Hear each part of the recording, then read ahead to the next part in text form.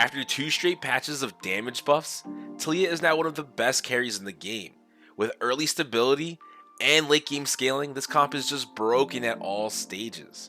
This is how to play Spellslinger TALIYAH. The main focus of the early game is to play Star Guardian 3, Defender 2, with Heart 2 or Spellslinger 2 being splashed in at level 5. Annie is more important, but if you can't find her, then Lee Sin works as well. You can use Poppy or Wukong, but both are great picks. Either Yuumi or Lux can hold carry items, but Lux is preferred. You typically want to keep Yuumi until you find Syndra, so remaking her is not ideal. If you're struggling to find Star Guardians early, there is an alternative opener. Here you play Gadgetzan 3, Defender 2, with Heart splashed in at level 5. Of course, in this scenario, give Lulu your carry items for the time being. As for tank items, regardless of the opener, Poppy or Lee Sin are great holders if you plan to move the items later because they're replaceable. But if you're okay slamming items for the long haul, Rel or Annie will be on the board all game. In the mid game, you want to hit Spellslinger 4 and replace your 1-cost defender with Riven or a lucky set if you find him. During this time, you should pick up any Neelas in the shop and hold a 2-star Neela on your bench if you can afford it. If you can't, at least hold a 1 copy. This will be crucial at level 8. And as a side note, if you find a lucky Aurelion Soul, transfer the carry items to him and play Vi over LeBlanc to give you Brawler 2. This is only temporary until you find TALIYAH, so don't sell LeBlanc. This is the roughest part of the game for this comp, as you're still using a 1-cost carry, but your frontline should be solid enough to keep you from losing too much health. Now in the late game, this is how your board should look. You want to roll down at level 8, and in order of priority, TALIYAH 2 and Echo 2 are the most important. Set 2 is okay if you happen to find him, but Riven gets the job done, so don't spend gold chasing after him. Hitting a Janna or Syndra 1 really makes your comp powerful at level 8, but again, if you already hit Echo and TALIYAH, save your gold and go for level 9, where you can complete your board with Janna and Syndra 2-star. If the lobby is heavy AP, swap out Set for Alistar or another Aegis unit, but if the lobby is heavy AD, then just keep Defender. This comp is super powerful because it's solid throughout the whole game and doesn't cap out until very late, which means you always have a chance to play for first. From here, items, augments, and positioning will decide who wins, so let's break that down. If you want to climb ranked, then you need to sub to my channel, so you never miss out on the latest meta updates and comp guides like this one. For carry items, you want to go from Lux to TALIYAH, and there's only a few options to consider. TALIYAH always needs Shojin. Her mana bar is too big to consider using blue buff. Then for damage, Jeweled Gauntlet and Giant Slayer are her best choices. When against heavy shield lobbies, Guardbreaker over Giant Slayer is a good choice. And as a worst case slam, use Gunblade. It's a solid replacement for either a damage item or if you lack tank items, because the healing makes you tough to kill. For items, Warmogs plus Sunfire are my go-to options. My third choice is Bramble Vest or Dragon's Claw depending on the lobby. Now there's a ton of extra use items in this comp. Stoneplate on Echo is great because of his taunt, and Redemption on Nyla synergizes with her ability to keep the front line healthy. Lastly, you always want to play either Ionic Spark on a front line or Static Shiv on a backline unit. The Resistance Shred is crucial for TALIYAH to kill enemies fast. This is like a 4th damage item. Now let's move on to augments. Probably the weakest crown you can get, Star Guardian crown should be placed on Sona if you get it for more spell casts. If you get Spellslinger crown, you can drop LeBlanc for Zoe and try to splash in Gadgetzan 3, or you can play for Spellslinger 6. Both options are really strong. Finally, Civilian crown is really solid to add more mana for more spells. Play this on Sona or another Spellslinger. High-end shopping is a great option for this comp. It lets you hit TALIYAH and Echo at level 7 and Janna plus Syndra at level 8. Level up is also really strong in this comp because it caps out with a ton of 5-cost units. If you manage to hit level 10, play Urgot or Fiddlesticks, but at least get to level 9 so you can cap out your board. Clear Mind is another fast level up augment. If you get it, go for a fast 8 roll down, and once you hit your units, sell the bench and go for level 9 ASAP. Jeweled Lotus is one of the few S tier damage choices in this comp. Always take this if you can, and remember, you don't need Jeweled Gauntlet, so instead go for Archangel Staff or Gunblade. Cybernetic Uplink is great when you have a ton of items. Most units on this comp are spellcasters, so it synergizes really well here. Luden's Echo is a pretty decent choice. It did get nerfed, so the damage isn't the best, but if this is the only option, it's still worth considering. Now for hero augments, both TALIYAH choices are S tier because it comes with a free unit. If you get Stoneweaver, then skip Giant Slayer for Gunblade. Be the Stone provides great tankiness, so you can't go wrong either way. Echo's Chrono Break is excellent because a full board stun buys you tons of time to cast multiple spells, but 10 seconds is a long time to wait, so it's under TALIYAH. Rel's Pheromancy is powerful because it gives you great frontline for the rest of the game. You can focus more on utility items like Redemption redemption when playing this augment. Wukong's re-energize is secretly broken with TALIYAH. The only reason it's the weakest S tier pick is because you have to play Wukong for the rest of the game. This augment lets you cast back-to-back spells, basically one-shotting many teams if they don't run Aegis. Sona's Undercurrent is similar in that it helps you cast your first spell ASAP, which is great, but nowhere near as useful as Wukong's, so it's an A tier. Annie's Burning Spirit is pretty decent to provide solid early frontline. With some extra damage, it's pretty weak because it's strong in the early game, but falls off in the late game. Lastly, Syndra's Empowered Reserves is B tier for several reasons. It's not as good as the other 5-cost units, and requires you to hold bench units, which is expensive, and offers similar power to Annie, but on a higher tier. Now for positioning, there's one main key to focus on. Do not group tightly. There's a ton of AoE spells that punish clumping. Fiddlesticks, Mordekaiser, Urgot, and Sejuani, just to name a few, but there's plenty more. Even though you might want Janna's buff to get on a lot of units, only TALIYAH is important enough to group with her. Your main focus is to avoid anti-clump spells and divers like Zed. Most of them can be avoided by staying to the opposite side. Some examples include Urgot, Fiddle, and Hackers. These can be easily dodged if you scout it out. And other units target the largest group like Viego. To avoid this, you should have TALIYAH and Janna on one side with the other backline units on the other end. Offensively, it's really important TALIYAH is on the opposite side of the enemy carry. You want her spell to cut through the entire team. If you have a strong build, she can one-shot the entire enemy backline. Finally, keeping Echo in front of important targets like Sejuani and Zed gives your carry room she needs to cast multiple spells fast, by letting Echo taunt away from TALIYAH to relieve pressure. Did I miss anything? Let me know in the comments. Until next time, I'm Swagadelic.